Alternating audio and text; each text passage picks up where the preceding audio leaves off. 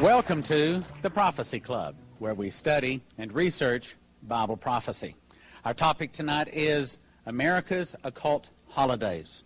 Now, I was raised celebrating these holidays and doing things like trimming jack-o'-lanterns, and I went on trick-or-treat, and I didn't understand what I was doing either, so don't feel bad when you hear some things tonight that drop your mouth open and say, I had no idea what I was doing and what I was really celebrating.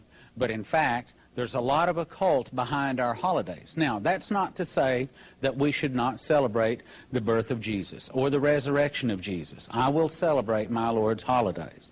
But there is a lot of occult that is wound in them, and he's going to be exposing that. Well, who is he, and has he earned the right to talk about that? As a matter of fact, he has. His family has been in the Illuminati for 189 years, 7 generations. He's a third-degree master witch. He was raised in an occultic Illuminati family. And I asked him, I said, Doc, have you read books? Have you researched this? Did you go down to the library to learn all of these things? And he said, no. He said, this is just the way we lived. This is the way we celebrated our God.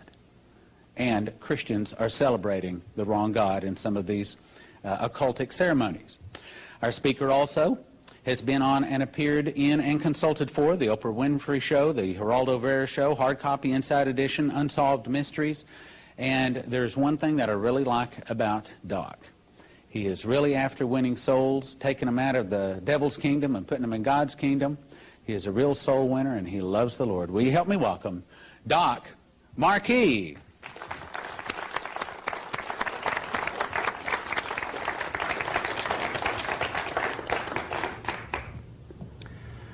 Many of us normally celebrate various holidays thinking that they're Christian or that they're American ones and that there's nothing wrong with them.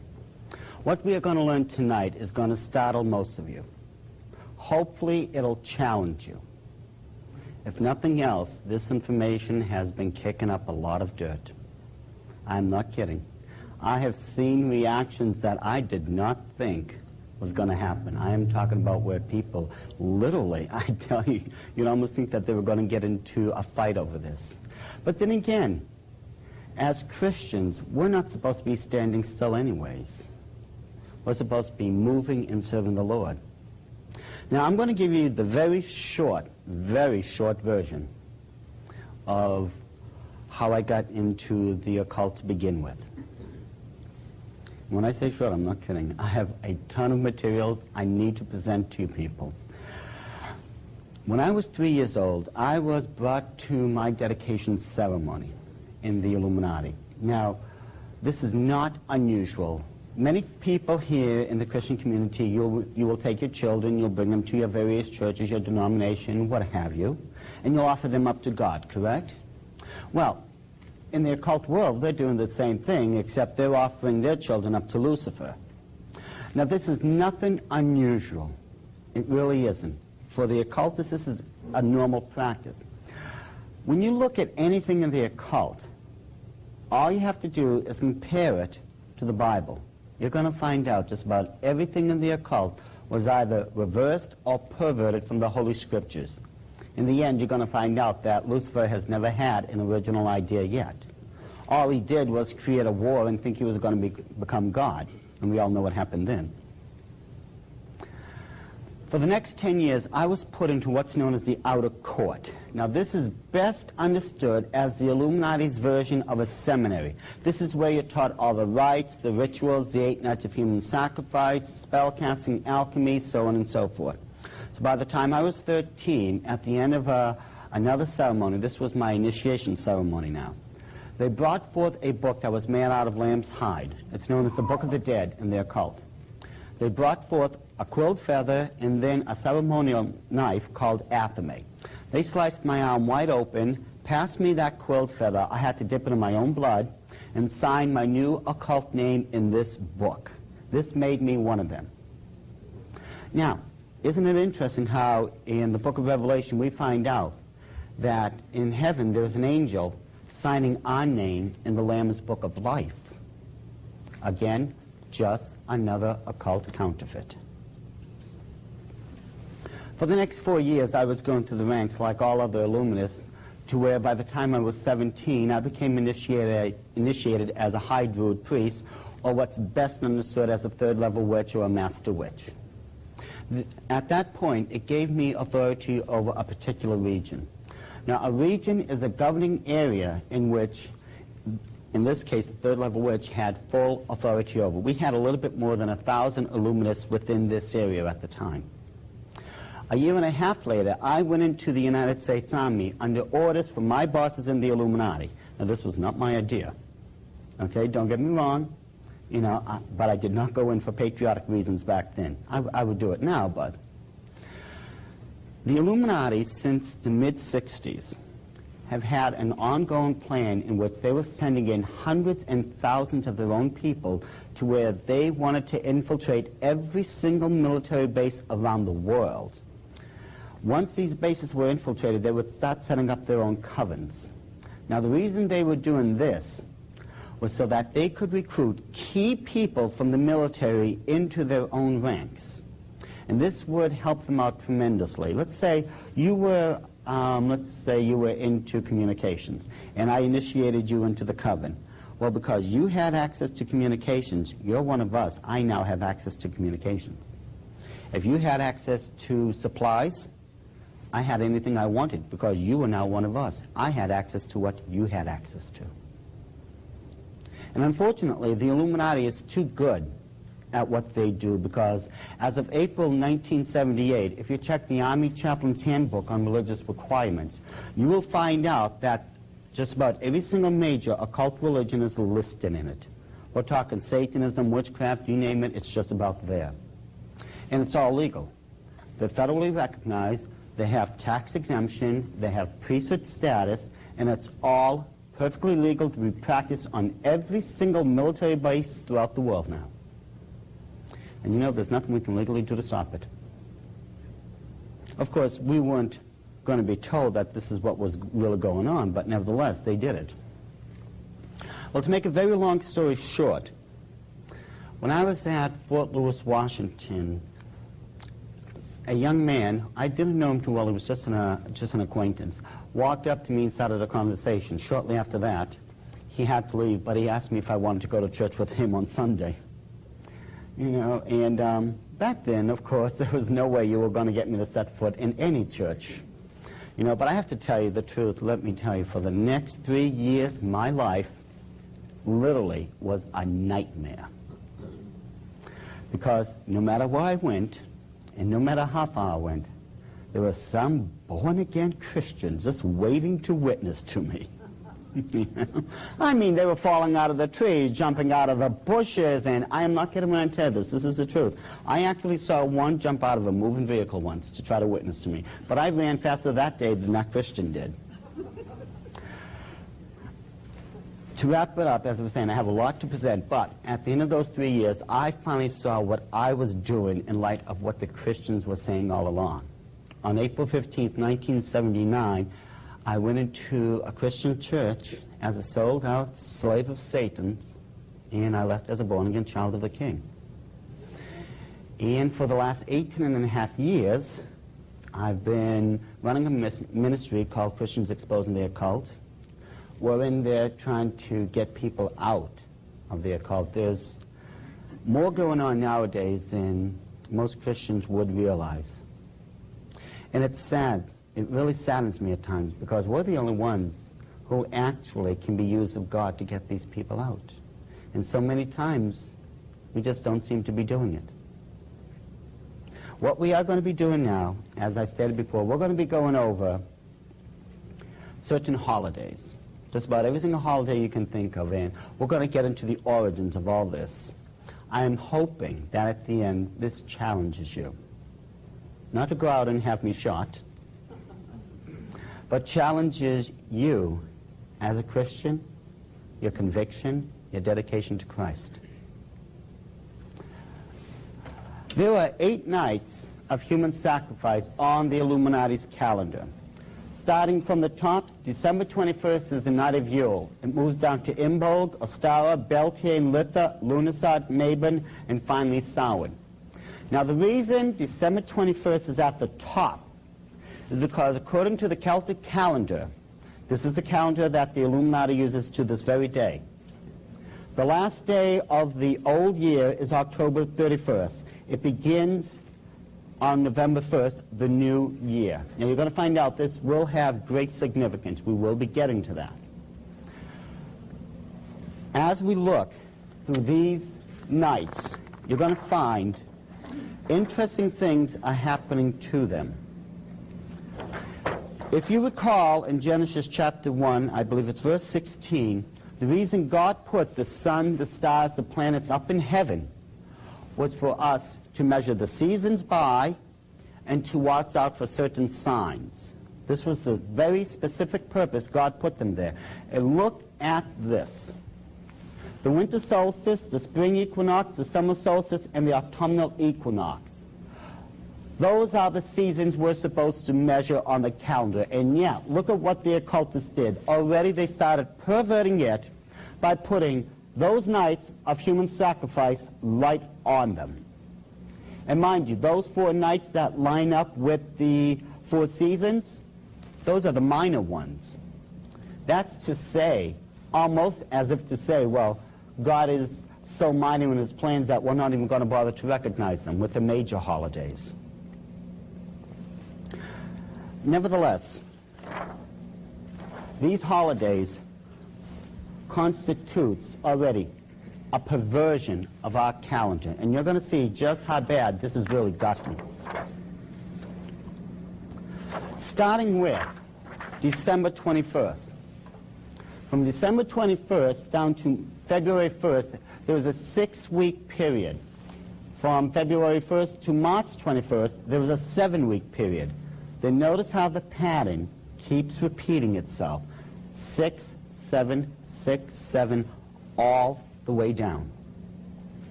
And there is a very good reason for this. You will also note that those groupings of 6 and 7 constitute sets of 13s, 4 13s to be specific. And you're going to see this pattern repeated as we go along. How many people have heard of numerology before? Just raise your hand, please. Right. We all know that numerology is where you take numbers and you assign them to specific letters. There was another system in the occult that's known as gematria. Gematria will give you the definition to all the different numbers. For instance, 19 is the number for faith, 35 is the number for hope, so on and so forth. The ones we want to concentrate on is the number 6, 7, and 13. 6 is the number for man, 7 is the number for God, and 13 is the number for depravity and rebellion. It's very important to remember this because when we look at these calendars, you're going to find out that by using this numerical pattern, what they are actually stating is that through depravity and rebellion, they're placing man above God. And isn't this exactly what had happened in the great war in heaven when Lucifer and his followers were thrown out? He wanted to be God. It was through rebellion that he was thrown out. And if you remember, the scripture even tells us, for witchcraft is as the sin of rebellion. On this next transparency, we're going to add a couple things. Notice Yule, December 21st at the top. Right next to it, you're going to see Christmas. After that, we drop down to Groundhog's Day, which is on another night of human sacrifice, this one being Imbolc. May Day on the human night sacrifice of Beltane, and Halloween on the human night sacrifice of Samhain. These are just some of the holidays, some of the major ones that we celebrate. And can you see how they're already lining up with these occult Sabbaths? And you're going to find out that there is a reason. As we go through this, you will also note we're going to add different ones to it. This time, we will add Inauguration Day, January 20th, Valentine's Day, February 14th, April Fool's Day, Independence Day, July 4th, July 19th, 1996, which was the Olympic Games, you will note that the next Olympic Games is going to be on the human night sacrifice of Mabon in the year 2000. Now, there was something strange going on with the Olympic Games. How many of you can recall the way that they started the 1992 Olympic Game openings? Does anyone recall what they did? They had an archer take an arrow, and he had it lit, and he shot it into the air. It arced over and landed in the traditional Olympic bowl. This reminded me of the story of Prometheus, how he stole fire from the gods. Take a good look at this next transparency. You will notice that red spiraling object on top of the tower. That is the new Olympic bowl. Do you know what the papers were calling that? That was being referred to as the Olympic cauldron. And it was being properly referred to as a cauldron for some very specific reasons. First of all, just by looking at it, you can tell that this cauldron is a red one.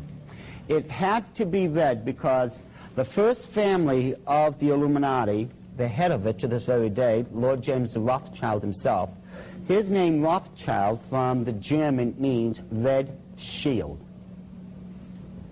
Second of all, you will notice how that cauldron is spiraling down and inwardly. There's a very good reason for that. When witches, especially those in the Illuminati, are concluding a lot of their ceremonies, they will dance in a spiraling formation. The reason it spirals inward is because they're bringing together, supposedly, great metaphysical energies to where at the end of the ceremony they will release all this through the cone of power, and then it will go out to do whatever they want it to do. It's for this reason that they do that spiraling, because of the spiral dance. Those jet flames up there, there were 18 of them. The reason there was 18 because it constitutes the triplicity of their favorite number, 6 plus 6 plus 6. That's why there was 18. Now, in the occult world, there are two gods, the god and the goddess. Semiramis is the goddess. Her son/husband, Nimrod, is the god. Now, when you see the crescent moon, this is the oldest symbol that recognizes the goddess, or Semiramis. When you see the five-pointed star, you're looking at what's known as a pentagram. This is the symbol for Nimrod. Now, when you see the crescent moon and the five-pointed star in the center of it, you are looking at the oldest sign in existence that symbolizes both God and goddess, Semiramis and Nimrod. If you will look right here, you will notice this is a crescent moon. And you will see the five-pointed star sitting right in it. If we were to take that out, you would see another crescent moon here with a second star right above it. And then after that, the last crescent moon under the bottom with that yellow star up there. This is the new emblem for the Olympic game. As I stated before, the next Olympic game is going to happen September 21st in the year 2000 in Sydney, Australia. I can only imagine what they're going to do this time. I don't expect it to get any better. I'm expecting it to get a lot worse. There is a reason why these days were put in the specific pattern they were. Starting at the top. When we look at Inauguration Day, January 20th, this is when your president takes his oath of office. Do you know originally it was never that? It used to be November. The Illuminati had it moved up purposely to where it fit the pattern. And we're going to go with that pattern right now. You will notice Inauguration Day is exactly 13 days before the human night sacrifice of Imbolg. Valentine's Day is exactly 13 nights after the human night sacrifice of Imbolc. Easter, I will get into that afterwards. They have to use astrology to figure out when Easter is going to be every year. I'll explain that afterwards. All Fool's Day, or April Fool's Day, is exactly 13 weeks from the beginning of your calendar. Independence Day is exactly 13 days after the human night sacrifice of Litha. Last year's Olympic game was exactly 13 days before the human night sacrifice of Lunarsad. And if you notice, the next one is going to be exactly on the night of a human sacrifice. Are you beginning to see this numerical pattern? How all these 13s are lining up? Let's face it, we can't deny the mathematics of this. All you have to do is just sit down at the calendar and count. It will point out these are all separated by 13s. And there are reasons. The main reason, at least for this alignment, is because every single one of these holidays are occultic in origin. We're going to be able to, Lord willing, go over the majority of them tonight. Starting with Christmas. Now, I am very well aware that, of course, most people in the Christian realm, just about anyone for that matter of fact, believes Christmas has everything to do with the birthday of Jesus Christ, correct? However, when you look at the scriptures, there is no way, first of all, Jesus Christ could have been born on December 25th, as they like to state, because the Bible tells us that, if you look in the book of Luke, that the shepherds were still out in the field tending to their flock. To this very day, Judaic tradition teaches us they don't bring the sheep in from the fields until the second week of October. Christ could not have been born in December then. It had to have been right before that event had happened. If you have your Bibles, turn to Jeremiah chapter 10. There's an interesting event that's going on here. And then you tell me what this sounds like. Hear ye the word which the Lord speaketh unto you, O house of Israel. Thus saith the Lord, learn not the way of the heathen. Get that one memorized, folks. Learn not to do what these occultists are doing. What are they doing? Learn not the way of the heathen, and be not dismayed at the signs of heaven, for the heathen are dismayed at them. For the customs of the people are vain. For one cutteth a tree out of the forest, the work of the hands of the workman, with the axe. They deck it with silver and with gold. They fasten it with nails and with hammers, that it move not. That's a Christmas tree. You go to the forest, chop it down with the axe, bring it home, nail it or put it in that little upright stand, take gold and silver trimmings, deck it all around, voila, you have a Christmas tree. We think this tree is supposed to be part of the birthday of Christ. How? That one's still a mystery to me, but I have to tell you, when you look at the occult religion, you're going to find out that there are very specific trees that are very sacred in the occult realm. Just a couple examples I put up here. The oak tree is the most sacred of all the trees for the Druids. The Druids were the high priests of the Celtic tribe. As a matter of fact, the name Druid from the ancient Gaelic means the men of oak. The Egyptian, well, they had plenty of palm trees around there. That became a very sacred tree to their god Ra. And of course in Scandinavia, where Odin was supposedly the chief god of the entire pantheon, he wanted the fir tree. Now, these people in the occult nowadays, they are still taking gold and silver decorations, putting it on their trees. A lot of them are taking cookies, putting them on the trees also after they baked them. They will take chestnuts, tie traditional Christmas colored ribbon around them, or I should say Yule ribbons. See, you call Christmas what it is. The occult, it's properly known as Yule. We'll get to that. But they will take the traditional colors, either red or green, tied around chestnuts, and hang it from the tree. This is how just, some of the items became part of your so-called Christmas holiday. It is also, if you remember, the five-pointed star, the pentagram, is the oldest symbol that represents Nimrod.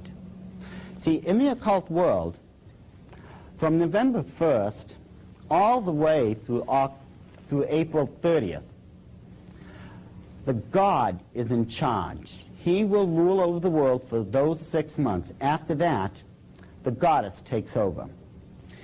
At this point of the season, he is known as the winter god. He is also commonly referred to as the horned god, the stag god, the god of the hunt, so on and so forth. It is for this reason, his symbol, the five-pointed star now, you've been placing it on top of these Christmas trees. How many of us have done this in the past? Be honest, yeah. We've been putting those on top of our trees. In the old days, of course, what they used to do, they would take candles, put them on the branches of the trees, and light them. They would also take these same candles and put them on their windowsills. But you got to remember, this time of the year, the nighttime is longer than the daytime, correct? What this candle does is send out light. Now, this is according to the occult belief now. Sends these lights out from the homes to where the winter god can see them, and he will come down and bless the people in that household. These lights are welcoming back the winter god himself. But of course, nowadays, we've modernized this, and we have these multicolored lights that blink on and off, and these fake candles we put in the windowsill, but it's still the exact same thing. You put those on your trees, you put those on top of your windowsills, you're doing exactly what those people in the occult are doing to this very day. You're welcoming in the occult winter god.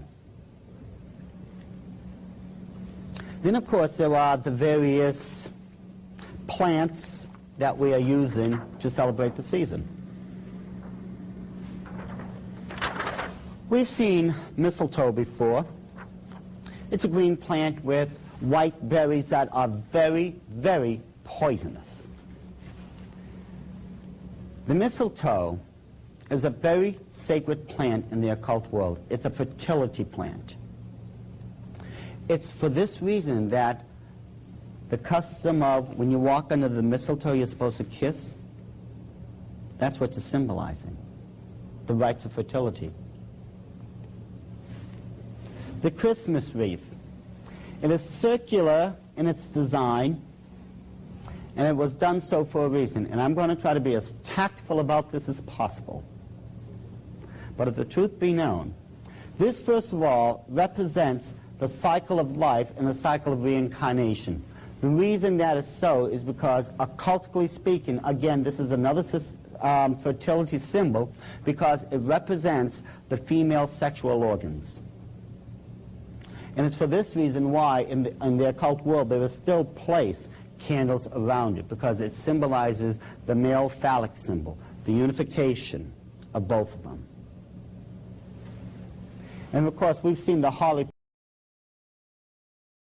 the fertility plant. It's a minor one in the occult, but this one is still used to celebrate the Yule season in the occult world. And of course, a lot of us honestly believe that these holidays are harmless, that there's nothing wrong with them. Well, as we continue along,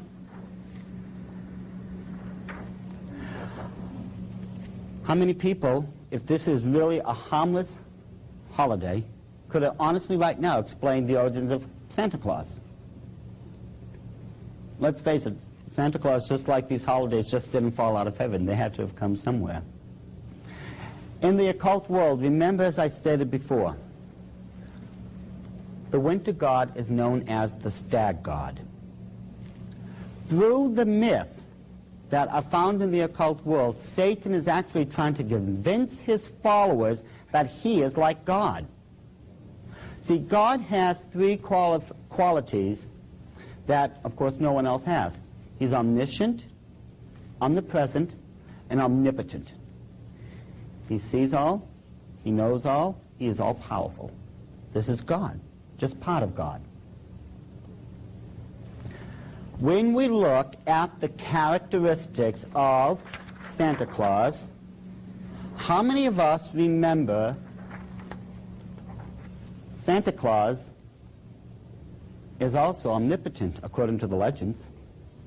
Do you know he can tell you at any given time who's been bad and who's been good? And according to one popular story, Santa Claus learned how to pick up snow and make it into a snowball. And this snowball is actually used as a crystal ball. He actually learned to do this through the winter god. He's got the power to look through this crystal ball, use it as a scrying device, and divine who's been good and who's been bad. As far as him being everywhere, well, yes, according to the myths, he also has the ability to be like God and be omnipresent. Because according to the story, he can circumnavigate the world in hours and give everyone what they deserve. And if you look at the Scandinavian legend, especially where we get into Odin, according to the ancient myths, Odin took out one of his eye and threw it in the well of knowledge, so he himself would gain wisdom. Now, aren't these the three things that make up God? All-knowing, all-powerful, and all-present? This is exactly what Satan is telling his followers through this particular occult holiday. And mind you, why do you think they have reindeers in this story? They symbolize the stag god. These are stag creatures, aren't they? And there's 8 of them for a very specific reason. 8 in gematria stands for new beginnings. However, 8 is the only number, when you place it on its side, becomes an occult symbol. And that is the symbol for infinity, the infinite yearly return of the stag god. Why do you think Rudolph, has a red nose? It's the traditional colors. In the celebration of Yule, in the occult world, there is always red and green. These are the 2 colors that are used during that time of the year. The mistletoe, holly, wreath, the pine trees, the fir trees, all of them are green. The holly berries, the bows, Santa's clothes, Rudolph's nose, all that is red. You people didn't create this stuff. It was already there. All that happened is that it was brought into your American calendar and it became Americanized and Christianized. That's how you get this. So the question is, whose birthday is December 25th then, if it's not Jesus Christ? Semiramis and Nimrod, the 2 original co-founders of the occult world, had a child. He was known as Tammuz. Tammuz was born on December 25th. 4 days before December 25th is when the night of Yule begins. It was purposely brought to December 25th for a reason, as far as Christmas goes. It was done for a reason. Back during the early Roman Empire days, when you had the first popes, of course, we know historically speaking, the first one was Constantine.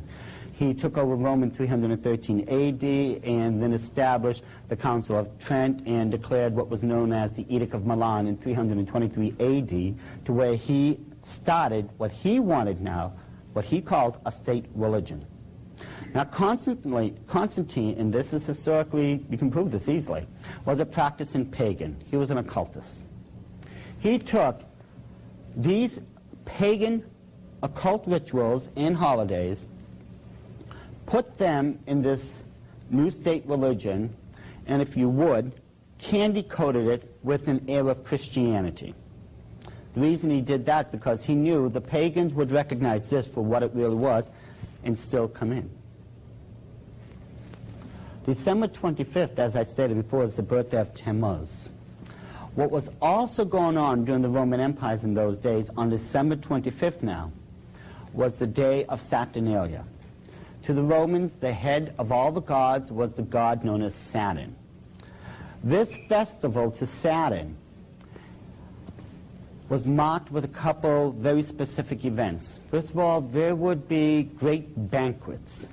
Second of all, people would be drinking till they could drink no longer. Third, they would be giving out presents to one another. Now think about this. Don't we have our traditional Christmas banquets to this very day? Aren't we having wassail and other different types of drinks during this holiday? Aren't we exchanging presents on December 25th? All this you get because of the occult. When you think about it, what would any of this have to do with the birthday of Christ anyways? Even some of these traditions, and I do mean traditions, we've been taught tradition and not scriptures. Tradition tells us that there was 3 wise men that made it to the manger, correct? Scripture tells us those wise men never made it to the manger. They never made it till Christ was 2 years old and he was in his Father's workshop. That's what the Bible tells us. Tradition tells us otherwise. Tradition also tells us, well, this is the birthday of Jesus Christ. We have to make up our minds if we're going to go by tradition or if we're going to go by Scripture. As I stated before, this is going to strike home, and it may hit some of you very hard. But the truth is, as born-again Christians, we have to remember Jeremiah chapter 10 tells us we are not supposed to learn the way of the heathens. You will find out when Joshua was bringing the children of Israel into the promised land, the reason God threw all those people and those nations out was because they were all practicing the occult religions.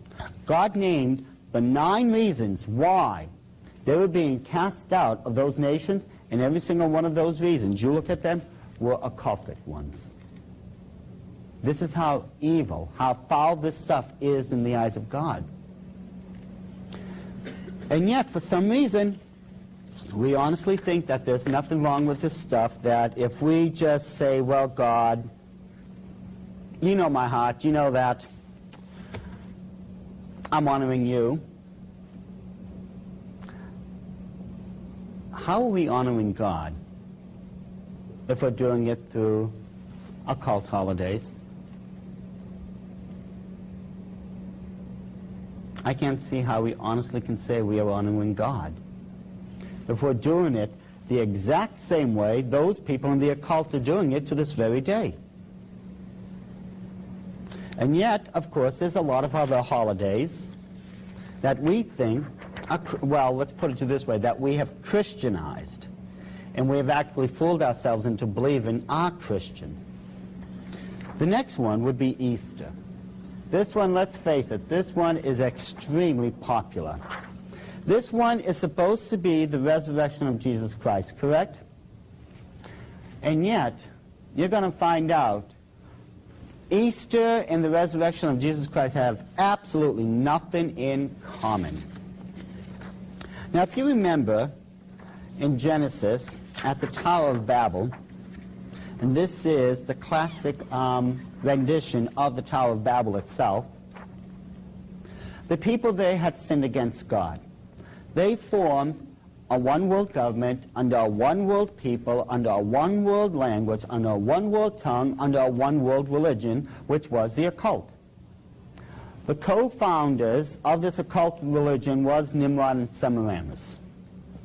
God did not want this to happen. So in order to get these people to finally break away from this and their sin, he confused their language. The people went throughout the entire world. Now think about this for a second. When these people left, do you think that they forgot anything? Do you think that they suddenly forgot their occult religion?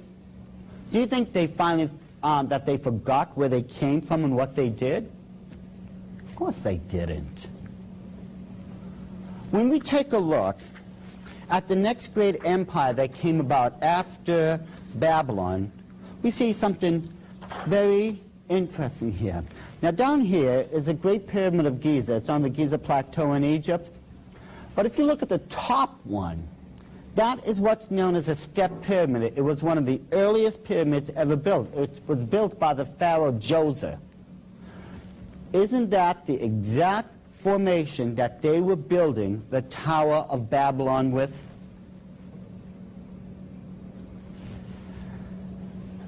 Something very interesting is happening to us both historically and prophetically. It all started in Babylon, as far as our civilization goes. A one-world religion, one-world people under a one-world language, one financial system, so on and so forth. It's going to come around, and according to the scriptures, we're going to have Babylon all over again. We're going to have this one world order under a one world people, under a one world occult religion. We're doomed to repeat history because we did not learn the mistakes of it. We have really gone off the mark. But as I stated before, you will notice, same formation. What is even more interesting, how many people have heard of the European Common Market? And that they're trying to create a one-world monetary system known as the European Unit.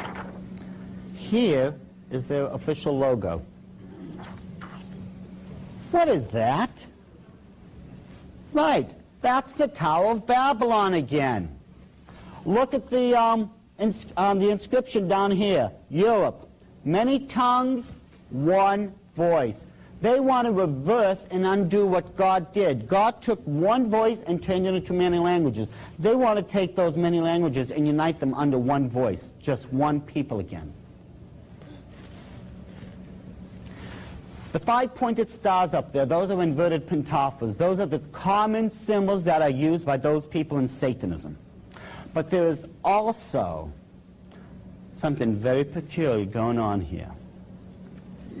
I want you to pay very close attention to this next transparency, and you'll see why they're in the formation they're at. You look at the very top of this next transparency, and I think you'll see what I'm talking about. The oldest symbol in existence for Nimrod is the pentaphor. Notice it is above or crowning Babylon itself. This is completely telling you that the occult religion is going to be the head over this new Babylon. We're going back to where we started.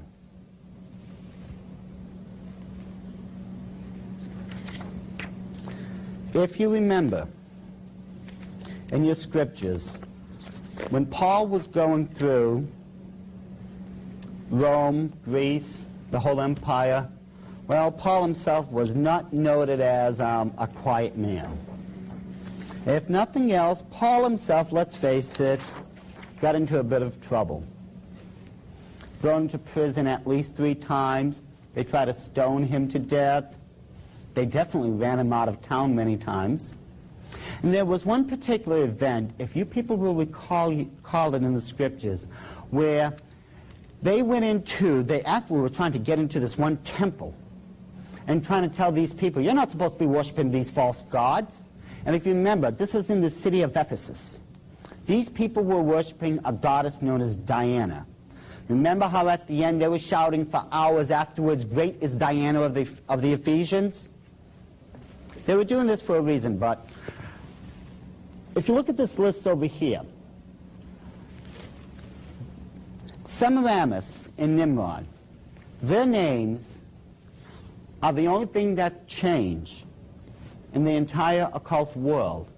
The practices are the same, but because the people went to Egypt, to Mesopotamia, to the Median Persian Empire, to Greece, to Rome, to Great Britain, and finally to America, the names were changed because of culture. The practices are still the same. Remember, when it finally got to Egypt, the sun god, which is what Nimrod was, is now known as Ra, the sun god. The moon goddess is now Isis. That's all that happened. The names changed, but the beliefs remained the same. When Paul finally got to Ephesus, the goddess that they were shouting about is Diana. This is one of the oldest statues that represents the goddess Diana. This is who they were making a big stink about back then. They were standing up in that temple for hours praising and worshiping this statue. Now remember, as I told you before, Semiramis is a fertility goddess. It is for this reason that you will notice that Diana is a many-breasted figure. It is still a fertility goddess. It did not change. The only thing that changed was the name. Again, if we go to the Roman belief system, their empire, we will look at Artemis, the goddess of the hunt. And she is also a fertility goddess. These are the pagan people that the people in Egypt were worshiping. Now, why are they worshiping a fertility goddess? What's going on? How did this bring about Easter? According to those legends, which are still found in the occult world today, after the first year when Semiramis had died, a giant multicolored egg had fallen out of heaven and landed in the Euphrates River. It washed ashore and it landed in a pile of wicker reed. You've seen wicker furniture before, correct? We know how strong and durable that stuff can be. Out of this egg, Semiramis, in her reincarnated form as a spring goddess, broke out and would bless those followers of hers. Now, first of all, this is where you get the multicolored egg, the Easter egg, from. This is also where you get the Easter basket from.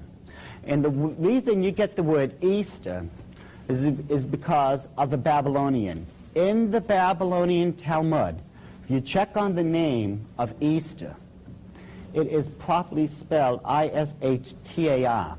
It got confused, a lot of people got this confused, with the Egyptian rendition of it. A lot of people thought it was Ishtar. But if you check the original transliteration, the Babylonian one, it is still pronounced Easter to this very day. That is just another name for Semiramis, the moon goddess, or the fertility goddess of the occult world. Now, how many people, be honest, have ever attended a sunrise service? Just raise your hand. If you've ever gone, of course we have. Why? Do you know there's nothing in the Bible to base that on? Scripture, whenever it talked about the dawn, the twilight, sunrise, sundown, the night, the dark, the light, the day, it was mentioned. God knows time. He knows when it's light and dark. He put it in the Bible. When you look at the book of John, and the Apostle Peter ran to the sepulchre to check upon the body of Christ, it states, and while it was yet dark, not light, not a sunrise, it was dark out. The reason we're doing it, having these silly sunrise services, is because of the occult. You see, during those times in Babylon and Egypt, they wanted to welcome in the spring goddess, get her here as quick as possible. What they would do, they would go to the Temple of Babylon. The priest would actually have new white robes made for the welcoming in of their Queen of Heaven, their spring goddess. The priestesses would have these hats that actually looked like baby bonnets made for the ceremony, and they would all go to the temple. And it is for this reason why, ladies, you are getting your Easter bonnets, and gentlemen, you're getting your brand new Easter suits. That's where that part of the belief came in. But the reason these people, what they were doing, they would go to the temple, they would hold this ceremony to welcome in the spring goddess. The reason they did it at sunrise is because once the ceremony was over, they could all disperse throughout the land, and whoever would find the new egg that fell out of heaven to where the spring goddess emerged out of, they would be the person who would receive that blessing from their goddess. That's why you have a sunrise service. Semiramis and Nimrod had a son, as I've told you before, named Tammuz. Now, Tammuz was nowhere near as good a hunter as his father, Nimrod, was, because when he was 40 years old, he was killed by a wild boar out on the hunt. Now, an interesting event was going on in the book of Ezekiel. In Ezekiel, chapter 8, verse 14, let me set this for you. God has taken Ezekiel, and he's showing him visions and different things, and taken him around. And at this particular point right now, this is what it states. This is what God is doing with Ezekiel. Then he brought me to the door of the gate of the Lord's house, which was toward the north, and behold, there sat women weeping for Tammuz. Tammuz now, the son of Nimrod. The reason they were doing this ceremony, what they were involved in, now remember, this is in the house of God himself now. These occultists were practicing a very ancient ritual. They would fast, they would weep, they would wail, they would give things up because their god Tammuz was dead. And you know what? This is where you get Lent from. Lent is 40 days in totality. Those days represent 1 year for every year of Tammuz's life. 40 days for 40 years. Are the people not weeping, wailing, they're fasting and giving things up on Lent? That's exactly what they were doing here. And yet, we think this is supposed to be part of a wonderful Christian thing that celebrates the resurrection of Christ. And you know why you have your traditional Easter ham? Occultically speaking, when you when you eat that Easter ham, you are symbolically killing that thing which killed the god Tammuz. That's why it's an Easter ham.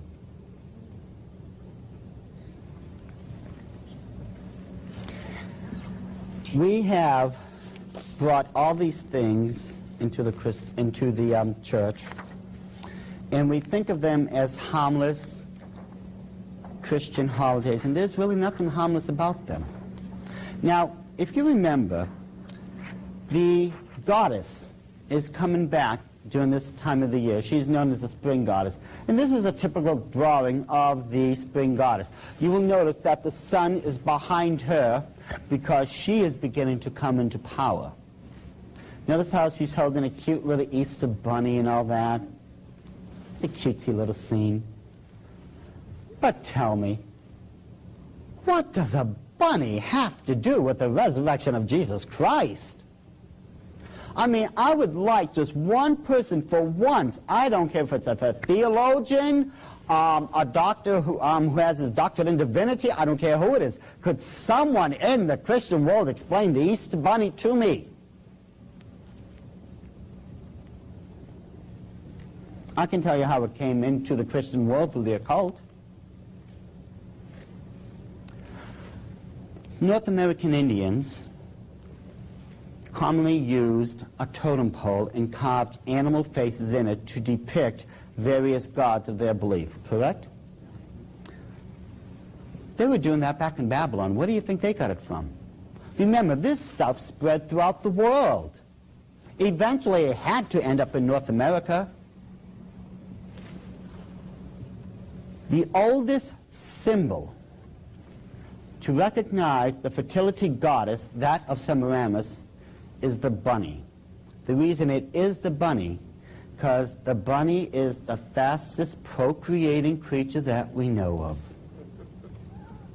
That's why it was the Easter rabbit, or the Easter bunny. That's where you get it from.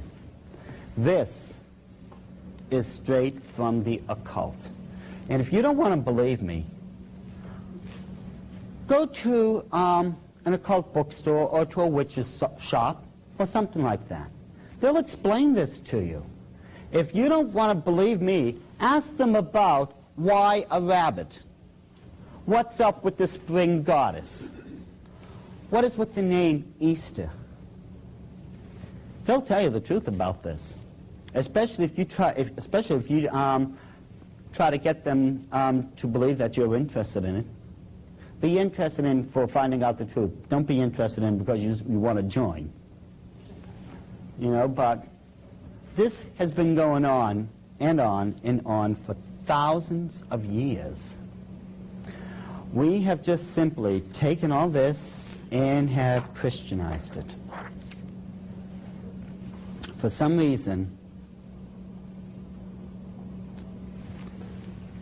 we as Christians have allowed this into the church. Now, I will tell you, the deception that the Bible warned us about would be very strong.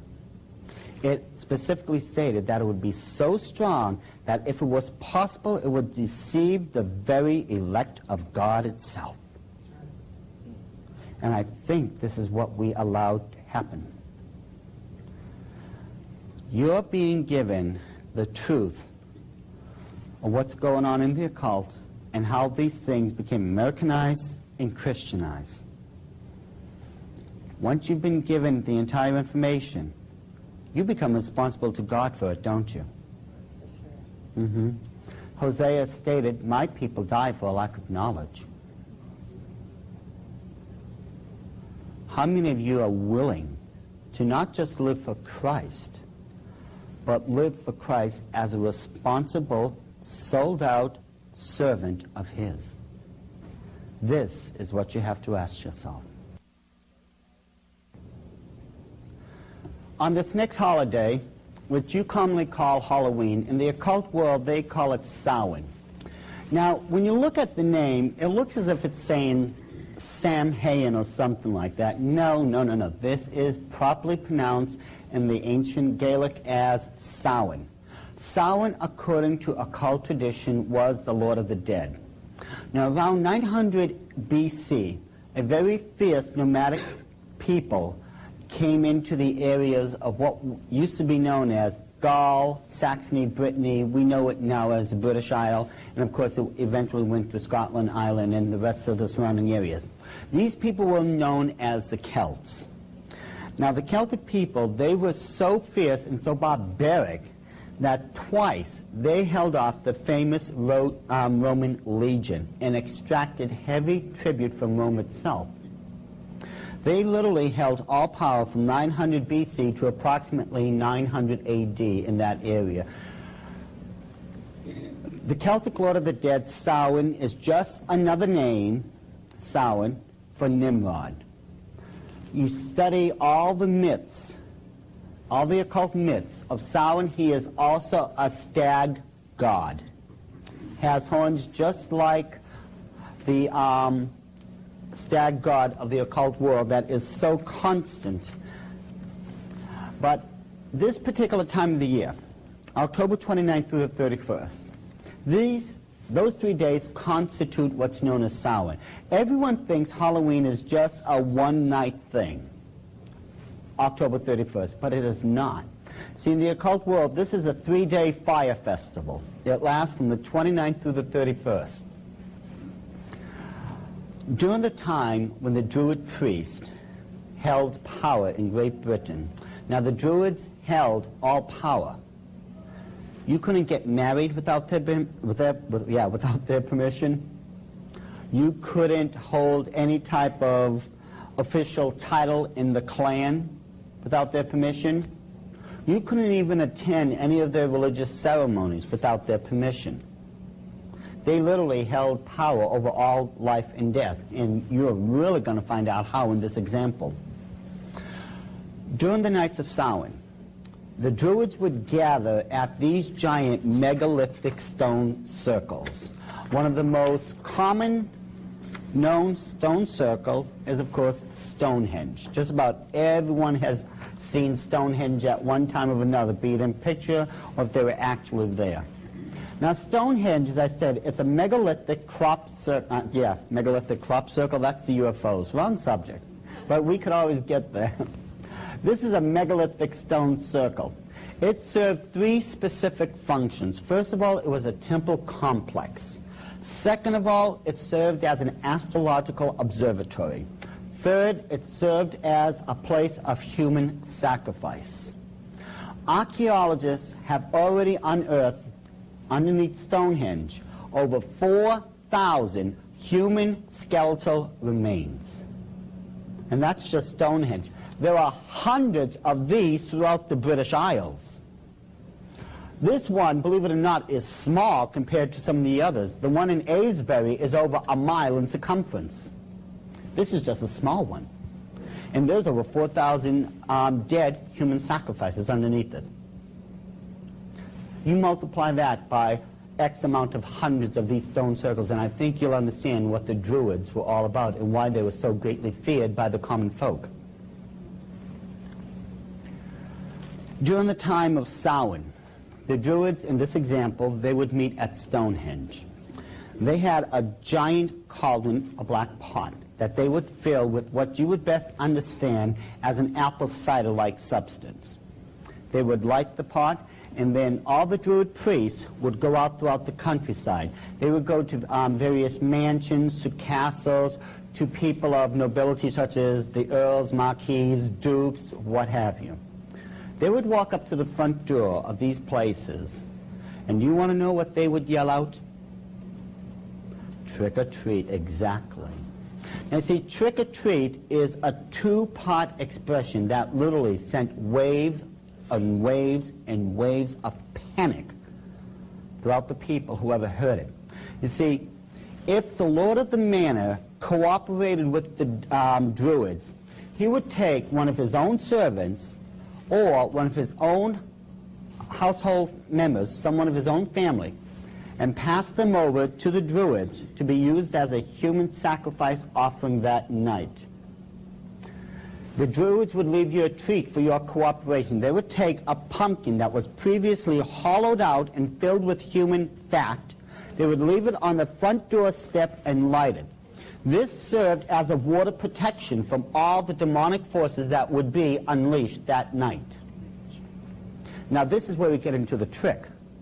If you did not cooperate with the Druids, they would take blood from a dead body that they had actually been dragging around and paint the 6-pointed star with the circle around it. This is known as a hexagram, from the Latin hexer for 6. This is the foulest, the most evil of all the symbols in the occult world. I don't care what anyone else tells you. You need that symbol if you're going to summon a demon to this plane of existence. The Druids would paint that in human blood on the people's front door. Someone would die between those nights because of the demonic forces that were summoned. 4 or 5 hours later, the Druids would all return, in this example, as I stated, back to Stonehenge. Once they got back to Stonehenge, they would take these people and put them in these cages. One particular cage is of great interest. They would take those wicker reeds. Remember how we had talked about those before, how the Easter egg landed in wicker? And it's a very, very durable material. What the Druids would do a week before Samhain began, they would send the Celtic warriors out throughout the countryside where they would gather up thousands of these wicker reeds. Once they brought them back, they formed a giant wicker man. The wicker man looked something similar to this. It stood approximately 25 to 30 feet in height and was just intercrossing wicker reed to where it formed the effigy of a human man. This would usually be 2 to 3 levels in height and have cages running throughout it. The Druids, once they brought back all the human sacrifice offerings from trick-or-treating, they would throw them into those cages and tie them. Now, if by some chance they ran out of space in the wicker man, they had these regular square cages made out of wicker that they had set aside just in case. Now, this is where the Druids now would have their version of fun. They would take approximately 12 prisoners, 12 people now who were going to be used as human sacrifice offerings, and line them up in a single row in front of that cauldron. They would take an apple, throw it into the cauldron, and say, if you can take that in between your teeth on the first try, you will be set free immediately. Who would do that? Raise your hand. Who would try to grab that apple in between their teeth so that they could be set free? Who would do it? Raise your hand, please. There's only one problem, though. That cauldron has been boiling away for 4 to 5 hours now. The boiling temperature of liquid is 212 degrees Fahrenheit. Now, who would do it? No volunteers? You? You know you'd be the only one then who would have a chance of living. You see, if you didn't try for it, you were going to end up as a human sacrifice offering anyways. This was your only way out. Every single person there did take the chance, except with dire consequences, let's face it. After they plunged their heads into that boiling liquid, their faces, their neck, and I don't even know how much of their chest and back literally was just melting to where they would be permanently disfigured and unrecognizable. Many of them went blind because of the 212-degree liquid that was burning their eye sockets away. Many end up as partially or permanently deaf because of the damage that was done to their ear canal and the damage that was done to their speech and to their respiratory system because all that liquid was funneling down their throats while they were trying to grab that apple. And yes, this is where you got that cutesy little game, bobbing for apples. Now, if you did grab that apple on the first try in between your teeth, they held to their promise. They let you go. Some life afterwards. But if you didn't do it, they would throw you on the ground and behead you right there on the spot.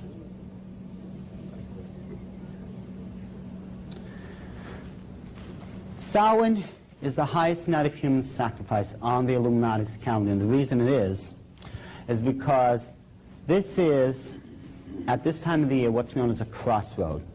It ends the old year and begins the new one. Now, all crossroads in the occult are sacred. Another example would be where the beach begins and where the beach ends and the ocean begins. That's a crossroad. That's considered a sacred spot. All crossroads are sacred. Now, during this time of the year, it is believed that those souls that had died from who knows how long ago, because the veil that's separating the third and fourth dimension are supposed to be at their thinnest, those departed souls can cross over and visit their loved ones for the night. But nothing guaranteed that these spirits would be benevolent. In order to keep these spirits in line, the Druids came up with these hideous masks and decorated their robes with all types of occult symbols to control these demonic spirits, if you would. And you know, this is where you get your costumes for trick-or-treating from. Let's face it, it comes straight with the mask and the outfit to this very day. And yet, we've allowed this into the church. I mean, be honest, people, before God right now, be honest. How many of you have ever gone to a Halloween party at a local church? Raise your hand. Be honest here. There's nothing wrong with it, I mean, as far as being honest goes. Now, the thing is, and I'm going to hear so much for what I'm about to say, but then again, let's face it, a lot of time the truth just isn't popular. Those people who go to a Christian church and have a Halloween party, they're open hypocrites. That's exactly what they are. And that's a tough thing for a lot of people to swallow.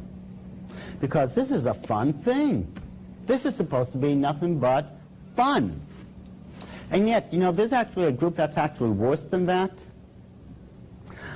Many of the Celtic people, those in the tribes and the various clans, could not attend the Samhain festival and a lot of these religious holidays because of the distance that they lived away from these temple complexes.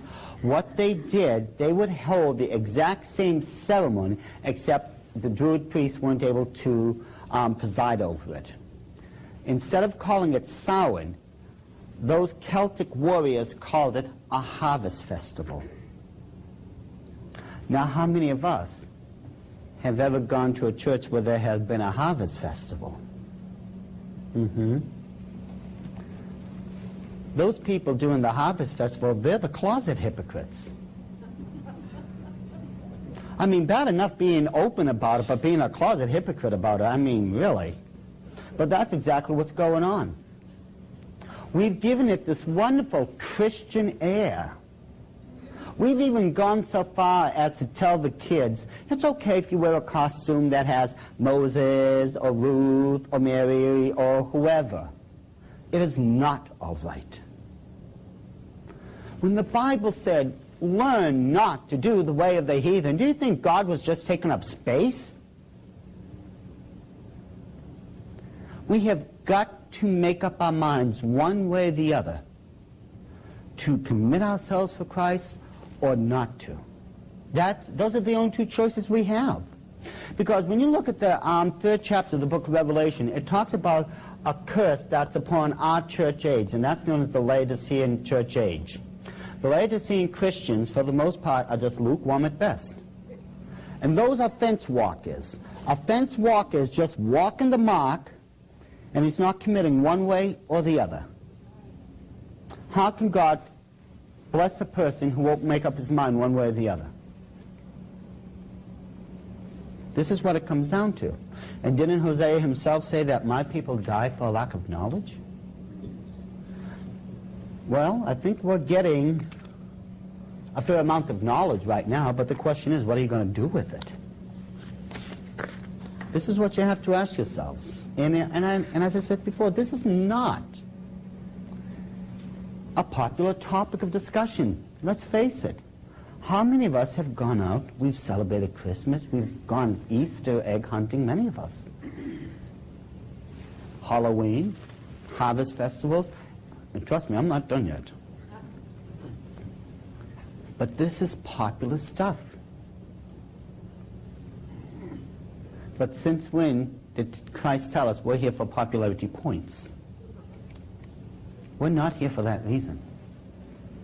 We're here for one and only one purpose, and that's to fulfill the Great Commission, to go out there, preach the gospel of salvation, and get these people saved. But how is that going to be possible if our own houses need to be cleaned up? We want God to shed his blessings from on high. We want God to use us. How can we honestly expect God to do that if we're doing the exact same thing the heathens are doing?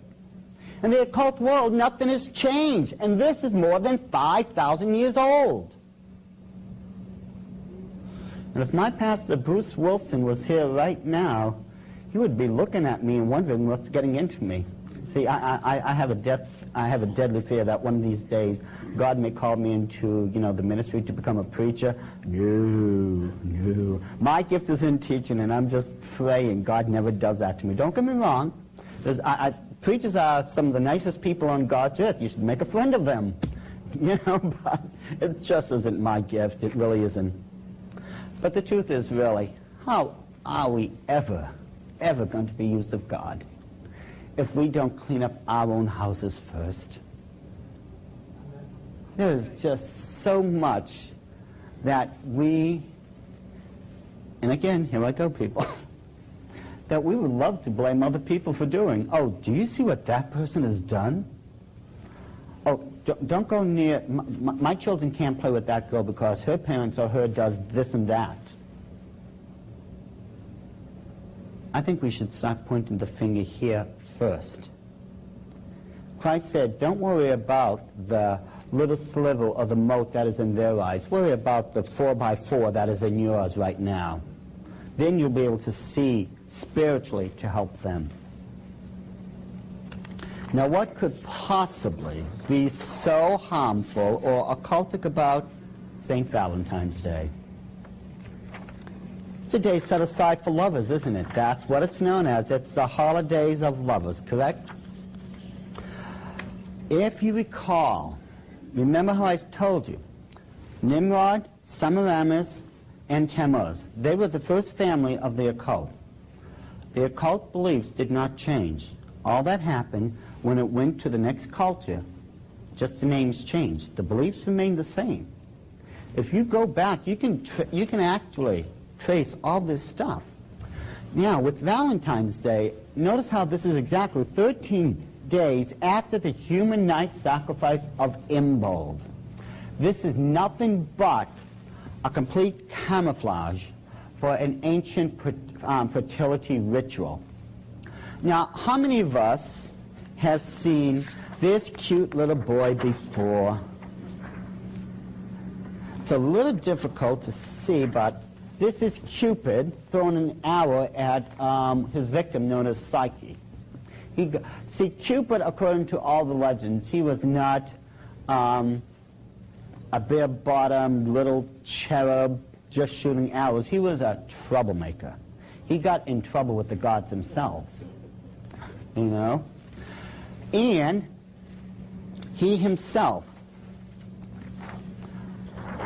as I said, boy, did he get into a lot of trouble. But Cupid, if you check this very carefully, according to the legends, was the son of Venus. Originally, his name was Tammuz. Remember, he's the son of Semiramis. Venus, originally, is the daughter of Jupiter. Well, Semiramis was the wife of Nimrod. Now, this here is the famous rendition that's known as the Venus de Milo. It was found in Milo, Italy. This is the fertility goddess. This is the big brouhaha, what St. Valentine's Day is also about. It is nothing but the reenactment, as I stated, of the ancient fertility rites. Because, continuing on, you find out, Jupiter himself, according to all the myths, was the head god of the pantheon. He was the sun god. Nimrod of Babylon was declared to be the sun god. And if you notice, once it got into Egypt, what was Ra known as? The sun god. It didn't change. Only the names did. That's it. And during this festival of Valentine, there would be a lot of drunkenness going on. There would be sexual orgies going on. And the two most famous sacrifices that people would bring to the temple, to the goddess, were sweets, such as candies, and spring flowers. And isn't that what we're doing to this very day? How many of those candy stores are making a killing, let alone the floral shops? This is the exact recreation of that ancient fertility ritual. And mind you, back then they had a symbol that they used for this ceremony, and it was the human heart. The reason it was the heart was because the heart represented the seat of all emotions, including love. And to this very day, we will reenact this ancient occult ceremony, and we won't even think twice about it. Now, this one is one of my favorites. Groundhog's Day. What could be so occultic or harmful about a groundhog? Well, first of all, groundhog is celebrated on the night of what's known as Imbolgan, the occult. It's the night of human sacrifice. But did you know that the groundhog has great metaphysical powers? He can divine the future. You take this creature, you hold him up in the air, you look down. If his shadow is there, you're going to have a long winter. Well, if you're still holding him up there and you look down and there's no shadow, he's your friend now because you're going to have a short winter. This cute little fellow that they're constantly using every year that you see on TV, that's Punxsutawney Phil. Punxsutawney Phil has the ability to tell not only the future, but the weather better than the weatherman. Anyways, oh, by the way, how many of you had ever seen that movie, Groundhog's Day? You want to talk about reincarnation and what it's all about? Anyway, the groundhog itself is the perfect representation of the spring goddess. We're going to do a comparison in a minute. But over here, we see a young maiden, a mature woman, and an old lady. These three ladies represent the three stages of the Earth Mother's life. She comes in as a young maiden. May 1st, she matures into the Earth Mother, and around October, she goes into what's known as the old crone. This is what's known as the maid, the mother, and the crone. This represents the three facets of the Earth Mother. Now, when we take a look at the groundhog and compare it to the Earth Mother, you're going to find that there's no difference. You see, the Earth Goddess, when her time is over and the stag god comes in, she goes into the earth and sleeps until the spring. Isn't this what the groundhog does? He goes into the earth and he hibernates. The Earth Goddess is sleeping in between two specific periods of time, winter and spring. Isn't that exactly what the groundhog is doing? Work with me here. Nod, yes.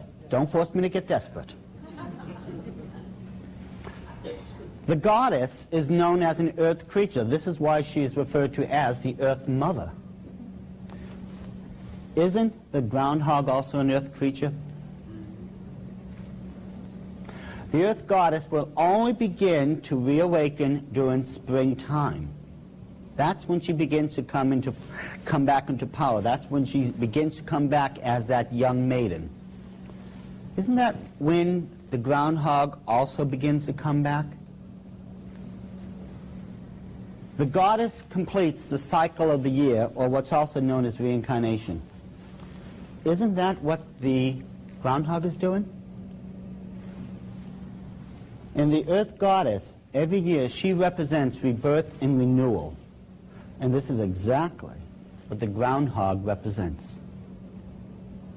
Can you see, when you take them and compare them side by side, step by step, all the way through the belief system, that there is no difference? This is why Groundhog became an American holiday, because it was an occult one first. And all that they did, as usual, was Americanize it and put it right in your calendar. Mind you, right on the humanoid sacrifice of what is known in the occult as in vogue. Now this next one, again, it seems harmless on the surface. How many people, of course, have ever heard of May Day? Of course. Now, May Day itself, on the surface, again, it looks harmless. A lot of people just think it's another time just to come together, share some old times with some old friends, do some dancing, some drinking, what we not. We look at the top of this particular transparency. What are those people doing? Right, they're dancing around the maypole. But what people, first of all, don't realize, you see, first of all, this is on May 1st, what's known as Beltane. Let me explain Beltane to you. B-E-L, or what's known as Baal. You'll find the word Baal and Bel in the Bible, both of them. Constantly throughout the Old Testament, where God told you not to have anything to do with Baal worship. Baal worship is the recreation in the occult now of certain fertility rituals. Remember, Baal, this is just, again, another countercultural name for Nimrod. He had many names as it spread throughout different cultures. Now, I'm going to, once again, I'm going to try to put this as tactfully as I can. But you've got to know the truth about this. That maypole is nothing but a phallic symbol. It's for this reason that the people on the ground are dancing around in that familial circle again. It represents the female reproductive organs. This is a mating fertility ritual. You will notice, now those streamers that are coming down are usually a good 6 feet in length. Most of the time it's red and white, though other people will do different colors, but that's okay. Because the men, they're dancing around in a clockwise fashion. That's known in the occult as widowshins. The women, they're dancing in the counterclockwise fashion, which is known as diosol. And if you notice, because of this, those ribbons are intertwining, correct, around the maypole. This shows the unification of the sexual organs and the act of procreation itself. That's all that May Day is. This is just a recreation of an ancient fertility ritual that still goes on in the occult today. This lady down here, this is the earth goddess. This is her in her full blossom now. She is a mature woman, and again, she is a fertility goddess. That's why on May Day you have this fertility ritual. Now, this one seems so harmless. This last one we're going to be covering. What can possibly be so wrong about being Irish for a day? St. Patrick's Day, correct? What could possibly be so wrong about it? What could be so against our Christianity that we shouldn't have a thing to do with it? Well, first of all, if you know anything about the myths, the leprechaun was a demonic imp. He was an elf. Now, I hunted high and low for the best drawing of an elf I could come up with. And I think the one I found is absolutely adorable. Isn't he a cute little fella? I mean, he looks like a Keebler elf. You know? But he is green for a reason, because he's an earth creature. This is why you see all the green in St. Patrick's Day. It represents nature. This is a nature-oriented occult ceremony with the holidays that go with it. He is always seen with a cauldron filled with gold coins, correct? I'm going to tell you something that just may really upset some of you. Back during the days of Babylon and the Egyptian Empire, the people were worshiping, and you'll find this in the Bible, a particular pagan god known as Moloch. Moloch was usually depicted as a giant bronze demonic statue with two horns, and he would have his hands outstretched over a fire pit. Parents, in order to receive financial blessings from Moloch, would take their own infants and place them on those white, hot hands. And if the children were old enough to walk, they would take the child and throw him into the fire pit. All this because they wanted to receive a financial blessing from their god known as Moloch. It's for this reason that why this demonic creature has that pot of gold. And I'm going to tie this in with these two items. Down here, how many people is familiar with this particular item here?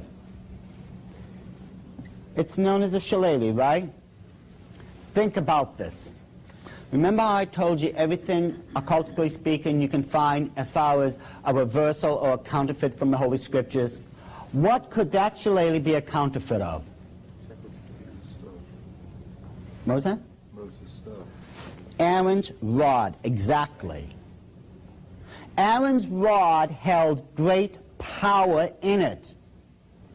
The shillelagh is where the leprechaun's entire power is held. It is stated, if you have his shillelagh, you control the leprechaun. Remember the design of the Tower of Babylon, how it spiraled? And remember how at the top I told you that there was the temples running through it? Moloch would bless the people through finances, right? It's from this you get the common symbol that's known as the Italian horn. The Italian horn itself spirals like the Tower of Babylon, and you ask anyone who wears it, they say, I wear it for financial blessings and for good luck. Isn't that what you've heard about it? That's where you get it from.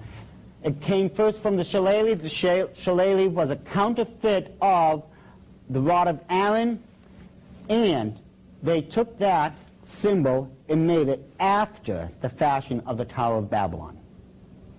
This is how it all came into being.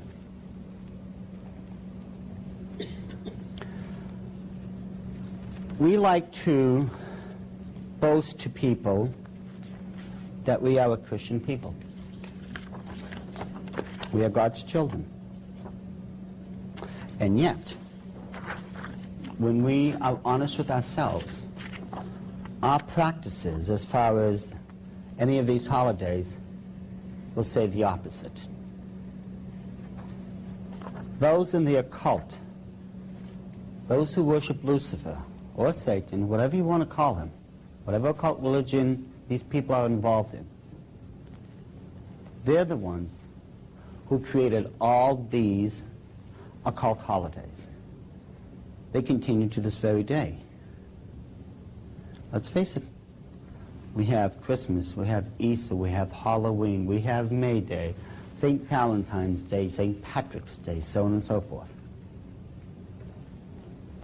We really have to make up our minds, folks. Hosea once again said, my people are dying for a lack of knowledge. Well, the thing is, you've got the knowledge now.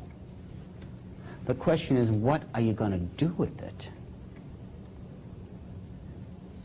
We want to say that we're committed Christians, but are we committed to God, or should we just be committed?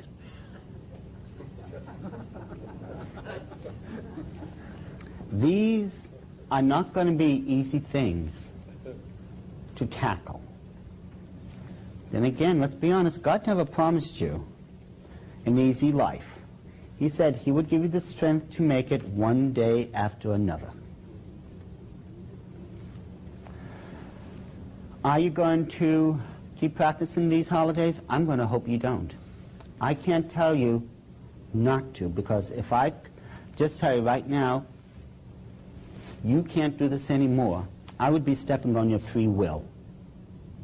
God gave each and every single one of you free will, the ability to choose. For me to force you into not doing it would be doing something God himself wouldn't do. If you ever notice, God won't step on anyone's free will. If he wanted people without free will, well, these couldn't be people who could love him. They would just be robots, wouldn't they? But God gave us free will so that, among other things, we could freely choose to love him. But again, as we're saying, all this is going to have to come down to your choice. Are you going to continue to practice these occult holidays? Because that's what they are. You can ask anyone in the occult. Go to an occult bookstore or find a witch or even a Satanist. And after you witness to them, ask them about them. They'll tell you. Some of you may be able to just stop it just like that. God be praised if you could. Some of you may have to try to do this slowly. Because let's face it, a lot of this has very deep roots into our lives and into our traditions. Scripture tells us in Romans 14, we're not supposed to be putting one day above another. It's never supposed to be like that. And do you know that birthdays were actually started in the occult before any of you had them? In the occult realm, the birthday of an individual is considered the highest day for their life because their god, Lucifer, gave them life. Even though we know that isn't true, but try to explain this to them. But this is actually how birthdays came about. It's important to remember, not one day is supposed to be put above another. Do you know that when Christ was teaching on the Decalogue, or the Ten Commandments, 9 of them he told us we should observe. One of them he said, you don't have to worry about. Does anyone know what that one was by any chance? Sabbath. The Sabbath, exactly. You're never supposed to worry about the Sabbath day again. And the reason is Christ said, I am the Lord of the Sabbath. You're supposed to be worshiping me every day of your life. It is not a go to church on Friday or Saturday or Sunday and get your fix. This is 7 days a week, love Christ. Not one day is supposed to be put above another. Not one day is just supposed to be set aside where you say, okay, I'm going to love Christ today, do his things, as he said, and then for the next 6 days, live like I'm back in the world again. These are tough things, people. They're very popular. And I honestly wish I could just get every single one of you to just do something about it. But I can't. I don't have the authority, and even if I did, I still couldn't because I'd be stepping on your free will. But you've got to take all this information, go to your dear Heavenly Father, and you pray like you've never prayed about it before. Because I'll tell you right now, when I was in the Illuminati, I not only learned this, but I learned more things than what you can imagine, to where I can tell you right now, the New World Order is coming down the pipeline quicker than even what you've been told. And unless you're prepared as true Christians who's willing to stand up and be counted, I'm going to promise you right here and now, you're going to be bowled over and there's nothing you can do about it. Remember, an educated person can't be taken over because they see it coming, they know what they're doing. However, an ignorant person doesn't see it coming, and he won't know what hits him until it's too late. The choice is up to you. Are you going to worship God all out, 100%? Are you only going to worship him part of the way and become and stay as maybe a Laodicean Christian? Are some of you just happy in your Christian comfort zones? Because let's face it, those Christian comfort zones, people, hey, they keep us from getting involved, don't they? They keep us from getting our fingers dirty, our knees from getting scraped. It's a wonderful thing to have. But I don't remember one of the apostles having them. I don't remember one of the regular disciples having them. think about what you've been told tonight. I'm honestly praying it not only convicts you, but it causes you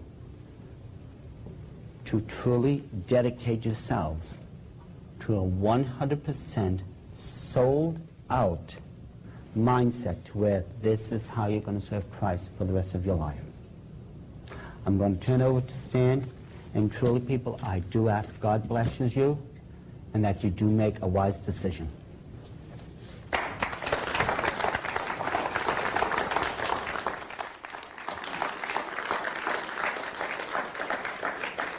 Doc, we appreciate you sharing that with us, and Lord, we appreciate you sending Doc here. Now, let me get on to something that is really the action step. We've heard all of this information. Now, what do we do about it? Well, now just think for a minute. How many of us have been involved with the things we just heard about tonight? How many of us have picked up Easter eggs? How many of us have decorated Christmas trees? How many of us have gone and rang a doorbell and said trick or treat? Well, a whole lot of us have. As a matter of fact, let's see the hands. We better all put our hands up in America, right? Well, what I'm going to do, included in the prayer that we're going to pray here in just a minute, and we're going to ask God to forgive us for what we have done. In getting involved with a cult, even though we didn't understand what it was, we didn't even know it was wrong. But nevertheless, it was wrong. Amen? Wrong's wrong. Whether we knew it or not, we're still held accountable, especially now that we do know, right? And that brings us to another question. We know some trouble is coming. And so how do we get really prepared? How do we get our name in the book of life? How do we get cleaned up so that God is going to speak to us, going to guide us, going to protect us as these hard times come? You know, you can talk to someone that's not even a Christian, and you just ask them one simple question: do you think America's going up or going down in strength? And they almost all say going down. Do you think that we're building up or falling apart? They say falling apart. They know it. Everyone can see it. So how do we prepare for these hard times ahead? There's two questions we have to answer. First question is, how do we wash all of the sins off of our heart, including some of these occulting things we've just heard about that we have participated in? And folks, tonight, everybody needs to repent of some of these. The next thing is, how do we get our name written in the book of life so when we do die, we get to go to heaven? Well, they can both be summed up by this. First thing we have to realize is that we have sinned. Now, after a talk like this tonight, we know we have. Knowingly or unknowingly, we participated in it. We've even had our children, our brothers, sisters participate in it. Our churches have participated in some of these things. So the first thing we have to do is realize we've sinned. Romans 3:23 says, "For all have sinned and come short of the glory of God." The next thing we realize, or have to realize, is we cannot earn our way to heaven. Ephesians 2:8-9 says, "For it is by grace you are saved through faith, and that not of yourselves. It is a gift from God, not of works, lest any man should boast." Okay, if salvation, eternal life with God, is a free gift, then how do we reach out and take that gift? Romans 10:9-10 says, "If thou shalt confess with thy mouth the Lord Jesus, and shalt believe in thine heart that God has raised him from the dead, thou shalt be saved. For with the heart man believeth unto righteousness, but with the mouth confession is made unto salvation." What's it saying? It's simply saying it's not enough to believe it and not say it. And it's not enough to say it, but not really believe it. God's not interested in lip service. Also,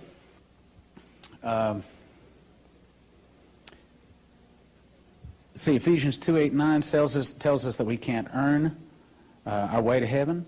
Romans 10:9-10 says we have to confess with our mouth and believe in our heart. And Acts 2:38 says that we are to repent and be baptized, every one of you, in the name of Jesus Christ, for the remission of your sins, and ye shall receive the gift of the Holy Spirit. And I'm going to ask you a question. I'll tell you a story. Don't answer it, don't raise a hand, but how many of you have repented of your sins? In other words, you've said, God, I was making a mistake, and I'll turn from that. I've turned from the way I was living, and I'm going to follow your laws. How many of you have made that decision? If you haven't, tonight is the night. That's repentance. In my life, one time I sat down and I said, God, I made a mess of my life, but I'll tell you what I'll do. If you'll forgive my sins, let me have another shot. Let me start over, start afresh from here on out. I'll follow your laws. I'll do my best to follow your ways. The second thing is, how many of you have then gone on to be baptized? And I'll tell you a story that just happened just this past Sunday. 2 weeks ago, we decided, well, actually probably 9 months ago, to go back in the story that far, Norm Franz called and said that the Lord, he had a word from the Lord for us, and he said that the Lord had told him that we were to start a home church. And so we obeyed. About a year later, we finally drug our feet and finally decided we would go ahead and do that. And it has expanded to where now we meet at a Holiday Inn on Sunday mornings, and we have a licensed minister come in and speak to us, and it's growing, and God is in what we're doing. Well, a number of the children there had not been baptized, and we preached on that. And we finally came down to the fact that there were 6 of them that need to be baptized. So we decided that we would leave the swimming pool open at one of the members' house one more Sunday, and that next Sunday we would all meet, and those that had not been baptized would be baptized. Well, the problem is it's getting kind of cold this time of the year, towards the latter part of September it was. And so all 6 of them went over to the house, and they were going to be baptized. And, of course, Gary Hudson, the pastor, went down into the water, and I mean, when he hit that water, you could see the goosebumps come up all over him. And he was holding his hands like this and saying, yes, yes, children, come right on in. And he looked like a zombie. And then the first one would step in, and boy, I mean, when their foot hit that water, just instantly, chill bumps would come all over them, and they would start shaking, and their little cheeks would start quivering, and they would get down in the water, and he went through the routine and baptized them. And the next one down, and the next one down, and the next one. They ranged from 6, we had one 6-year-old, a 10, a 12, like a 14, and an 18-year-old that all got baptized from those ranges. And that afternoon, after they'd been baptized, one of them was our daughter, and she made a comment. You know, the water was really cold when I went in. But when I came up, I felt warm. I felt warm all over. I wasn't cold anymore. And she said, and everybody looked so different. Well, in another casual conversation, we learned that another one of the kids had the same experience. And we thought that that was kind of unusual.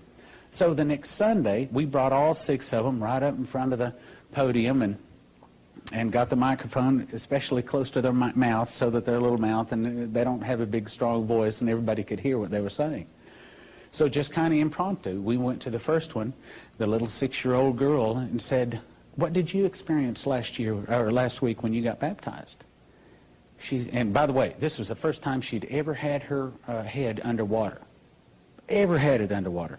And when she went down, well, she didn't even make it all the way under the water, and she was reaching out for the bank and pulling herself up out of the water and really fighting.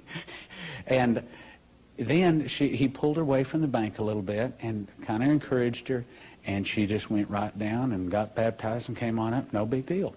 She said, well, when I first got down into the water was really cold, and I was really afraid.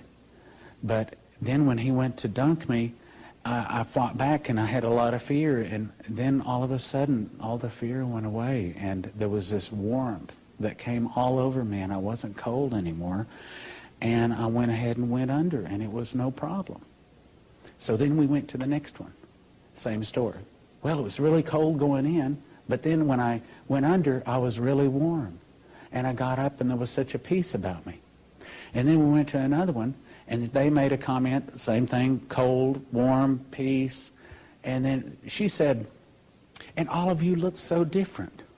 Well, we didn't change clothes when they went down into the water. I mean, nothing changed about us. What changed? Their heart. They saw us different. You see, when you've been in the occult doing these kind of things, you have a different heart than when Jesus lives there. Amen? All 6 of them had the same experience. Cold in the water, warm when they went up. They came out seeing the world differently. Then we said, well, has there been any changes in the past week since then?